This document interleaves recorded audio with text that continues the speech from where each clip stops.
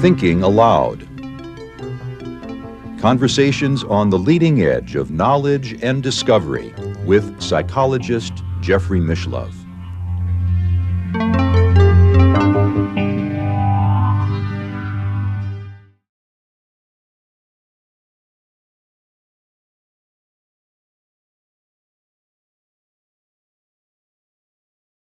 Many people are just normally very lucid as they get ill and as they die. It's not unusual for a person to be lucid unless they've suffered from some sort of a brain injury. Exactly.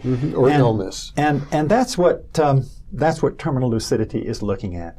It's particularly looking at Alzheimer's patients. Take a case.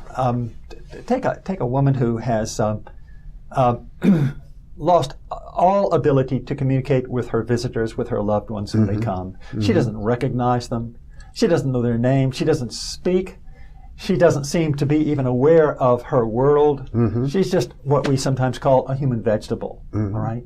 And then for some strange reason, just before she dies and her loved ones have come to gather around the bed, she erupts into her old personality. Her brain is all but totally destroyed, but suddenly she is able to communicate with her loved ones. She speaks, she wonders about her grandchildren and how they're doing. She knows everyone's names. She's completely herself. This is an example of terminal lucidity. Right. And it happens, according to Dr. Alexander Batyani, who's looked into this more than anyone else alive, it happens in about 5 to 10% of Alzheimer's cases.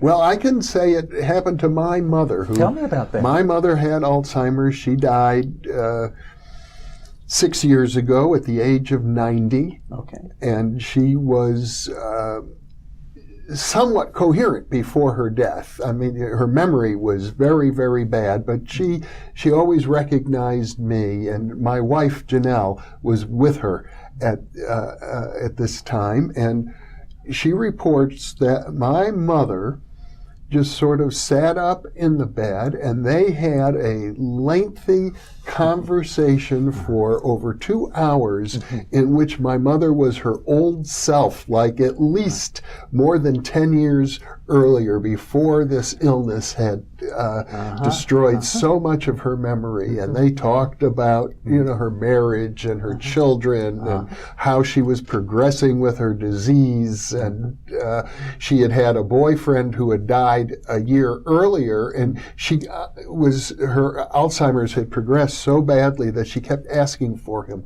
all the time. The whole year she just could not digest the fact that he had died. I see. And but all of that was clear. She was completely lucid. Right. That's terminal lucidity. How long did it take before she died after that experience? Do you remember? Less than a week. Oh, okay. There it is. Right.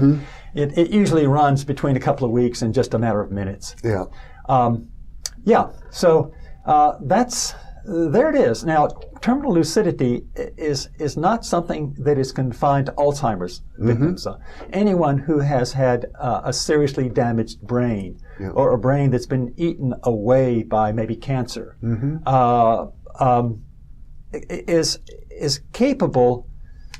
Unpredictably, we never know who they're going to turn out to be. My wife had another similar experience with a client of hers, a psychotherapy client who she had worked with for many, many years, who was a very serious alcoholic and who had all sorts of emotional and physical problems and attachments due to the alcoholism. And she died in childbirth. It was very tragic circumstances, but shortly before her death, I think it was the same day, in fact, or maybe the day before, she, like my mother, sat up in the hospital bed and they had a lengthy conversation. And the interesting thing is that she seemed emotionally, for the first time, totally clear, totally objective about herself, able to look at her own life and understand things that had eluded her in psychotherapy for years and years. And